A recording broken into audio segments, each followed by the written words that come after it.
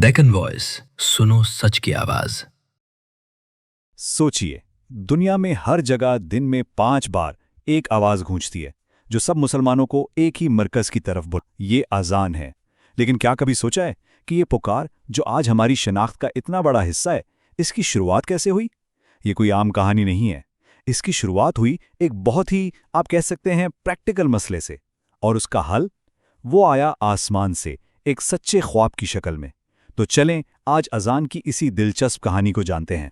तो चलते में 622 ईस्वी में हिजरत के बाद का मदीना मुसलमानों की एक बिल्कुल नई रियासत बन रही है। मस्जिद नबवी बन चुकी है, बाजमात नमाज भी शुरू हो गई है। लेकिन एक बहुत बड़ा सवाल सबके जहन में था, एक बहुत अहम मसला था जिसका हल अभी तक नहीं मिला था। और वो मसला ये था कि आखिर सबको नमाज के लिए बुलाया कैसे जाए। देखें, हर कोई अपने रोजमर्रा के कामकाज में लगा हुआ है, कोई खेतीबाड़ी कर रहा है, कोई तिजारत। तो ऐसा कोई सिस्टम तो था नहीं जो सबको ठीक वक्त पर मस्जिद में जमा कर सके। एक ऐसी पुकार की जरूरत थी जो सिर्फ वक्त ना बताए, बल्कि वो मुसलमानों की अपनी एक अलग पहचान भी हो। तो फिर मशवरे शुरू हुए। सहाबाए कराम ने अलग अलग तजावीज़ दी।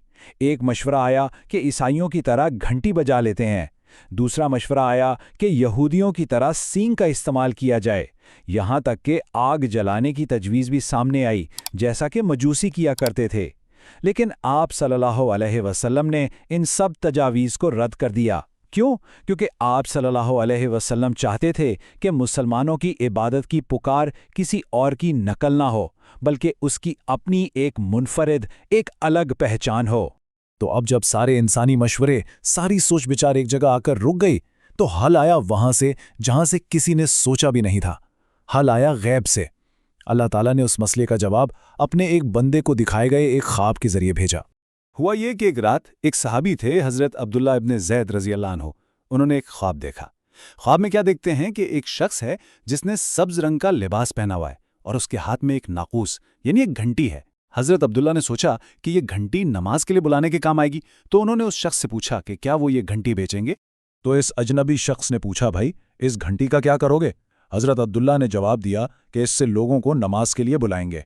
इस पर उस शख्स ने एक ऐसा जुमला कहा जिसने तारीख का रुख ही मोड़ दिया। उसने कहा, क्या मैं तुम्हें इससे बेहतर चीज ना सिखा दूं?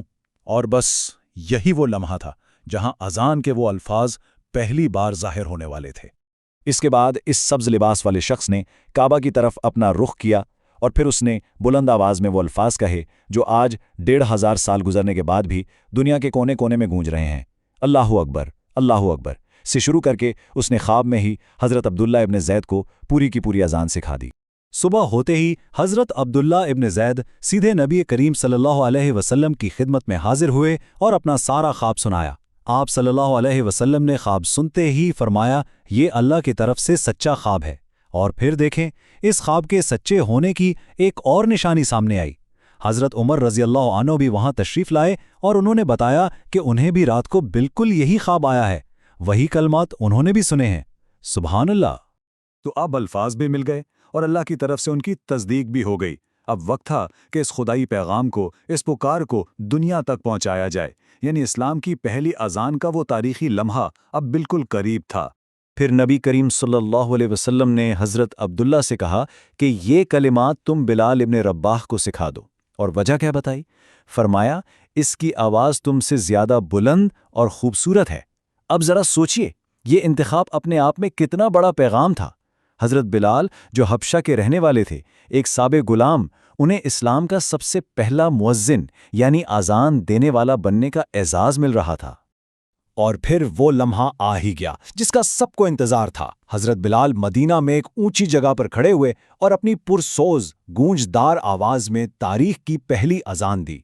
यकीन करें, ये आवाज सिर्फ नमाज के लिए एक बुलावा नहीं था। ये इस बात का ऐलान था कि इस्लाम में बर्तरी का मेयार कोई रंग, कोई नस्ल, कोई खानदान नहीं, बल्कि सिर्फ तकवा है। ये एक तरह से गुलामी पर आज़ादी की और जुल्म पर इंसाफ की फतह का ऐलान था।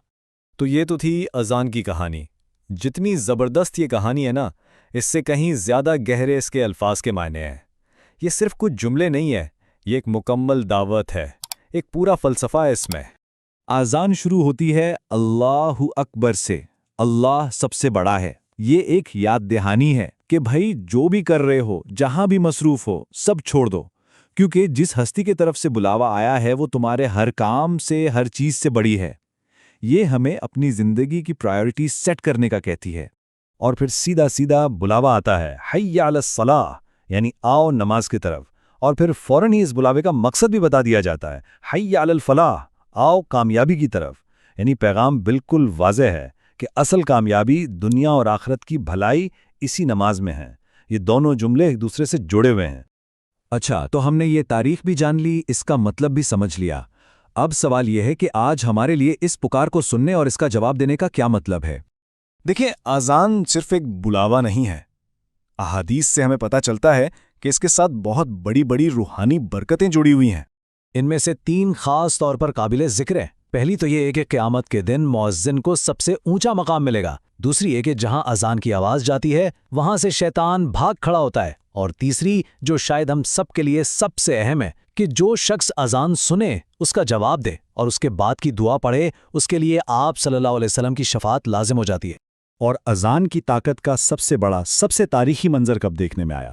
فتح مکہ کے دن، جب وہی حضرت بلال، جن کو کبھی مکہ کی گرم ریت پر گھسیٹا جاتا تھا صرف اس لیے کہ وہ ایک اللہ کو مانتے تھے، آج وہی بلال کعبہ کی چھت پر کھڑے ہو کر اذان دے رہے تھے۔ یہ منظر، یہ آواز اسلام کی اصل فتح کا اعلان تھی۔ تو اس ساری بات کا خلاصہ کیا ہے؟